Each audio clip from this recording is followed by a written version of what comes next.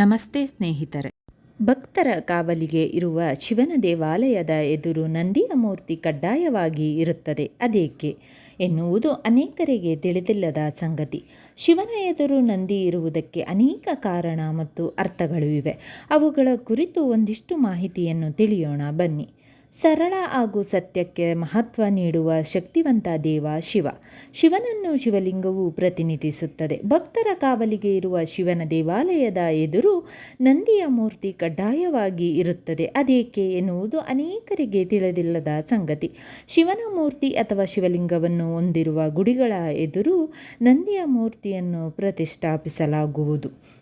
ನಂದಿಯೂ ಸಹ ದೈವಶಕ್ತಿಯನ್ನು ಹೊಂದಿರುವುದರಿಂದ ಶಿವನ ಆರಾಧನೆಯ ಜೊತೆಗೆ ನಂದಿಗೂ ಪೂಜೆ ಸಲ್ಲಿಸಲಾಗುವುದು. ಧರ್ಮ ಮತ್ತು ಶಾಸ್ತ್ರಗಳಲ್ಲಿ ಹೇಳಲಾಗುವ ಪ್ರತಿಯೊಂದು ವಿಷಯವೂ ಸಹ ಆಳವಾದ ಮಹತ್ವ ಹಾಗೂ ಅರ್ಥವನ್ನು ಪಡೆದುಕೊಂಡಿರುತ್ತದೆ.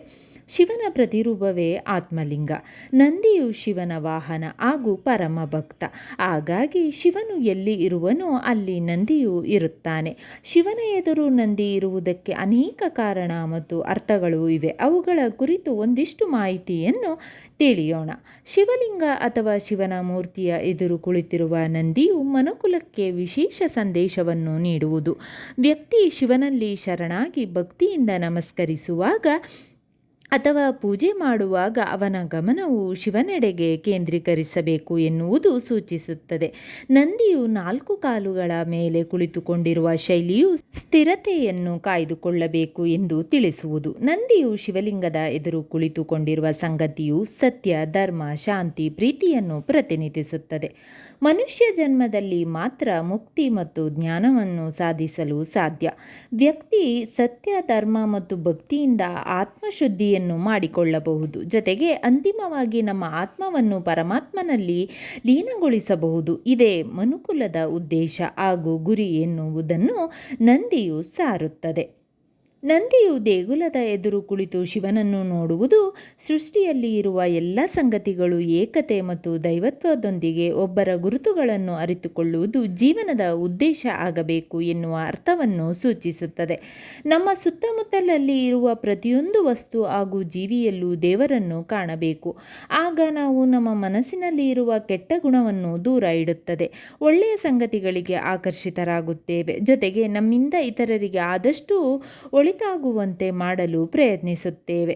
ದೈವಶಕ್ತಿಯನ್ನು ಆಧರಿಸುವುದರ ಮೂಲಕ ಜೀವನದ ಅರ್ಥ ಮತ್ತು ಗುರಿಯನ್ನು ಅರಿತು ಸಾಕ್ಷಾತ್ಕಾರವನ್ನು ಪಡೆದುಕೊಳ್ಳಲು ಸಾಧ್ಯವಾಗುವುದು.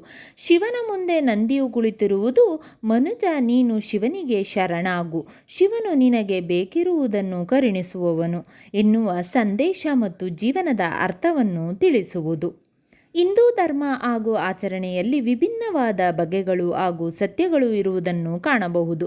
ಶಿವಲಿಂಗ ಮತ್ತು ನಂದಿಯ ಮೂರ್ತಿಗೆ ಸಂಬಂಧಿಸಿದಂತೆ ಅನೇಕ ಆಚರಣೆ ಹಾಗೂ ನಿಯಮಗಳನ್ನು ಅನುಸರಿಸಲಾಗುವುದು. ಉದಾಹರಣೆಗೆ, ಶಿವಲಿಂಗ ಹಾಗೂ ನಂದಿಯ ನಡುವೆ ಯಾರೂ ನಿಲ್ಲಬಾರದು.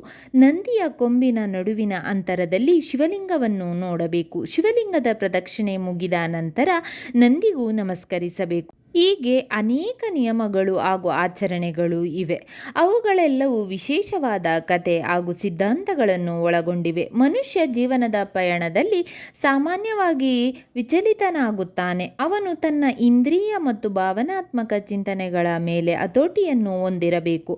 ಯಾವಾಗ ವ್ಯಕ್ತಿ ಜೀವನದ ಉದ್ದೇಶವನ್ನು ಅರಿಯುತ್ತಾನೆ ಆಗ ಮಾತ್ರ ಸರ್ವೋಚ್ಚವಾದುದನ್ನು ಸಾಧಿಸುತ್ತಾನೆ ಎಂದು ತಿಳಿಸುತ್ತದೆ.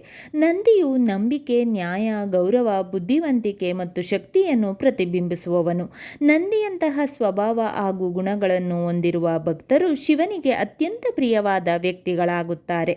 ಆಗ ತನ್ನ ಭಕ್ತರ ಜೀವನದಲ್ಲಿ ಸಂತೋಷ ಮೊಳಗುವಂತೆ ಮಾಡುವನು. ಜೊತೆಗೆ ಅವರ ಸದ್ಗತಿಗೆ ಮಾರ್ಗದರ್ಶನ ತೋರುವವನು ಎನ್ನಲಾಗುತ್ತದೆ. ನಂದಿಯ ಸರಳವಾದ ಗುಣವು ಶಿವನಿಗೆ ಅತ್ಯಂತ ಮೆಚ್ಚುಗೆಯನ್ನು ನೀಡುತ್ತಿತ್ತು. ನಂದಿಯ ನಿಸ್ವಾರ್ಥ ಭಕ್ತಿಯು ಶಿವನನ್ನು ಆಕರ್ಷಿಸಿತು. ಈ ಕಾರಣದಿಂದಲೇ ಶಿವನು ತನ್ನ ವಾಹನವನ್ನಾಗಿ ತಾಂಡವ ನೃತ್ಯ ಮಾಡುವಾಗ ಸಂಗೀತ ನುಡಿಸುವ ಸಂಗೀತಗಾರನಾಗಿ ಹಾಗೂ ತಾನು ಎಲ್ಲೆಲ್ಲಿ ಇರುತ್ತೇನೋ ಅಲ್ಲೆಲ್ಲ ತನ್ನ ಜೊತೆಯಲ್ಲಿಯೇ ನಂದಿಯನ್ನು ಕರೆದೊಯ್ಯುತ್ತಿದ್ದನು. ಹಾಗಾಗಿ ನಂದಿಯ ವಿಗ್ರಹವನ್ನು ಶಿವ ಮತ್ತು ಶಿವಲಿಂಗ ಇರುವ ದೇವಾಲಯದ ಎದುರು ಇಡುವರು ಎಂದು ಹೇಳಲಾಗುತ್ತದೆ.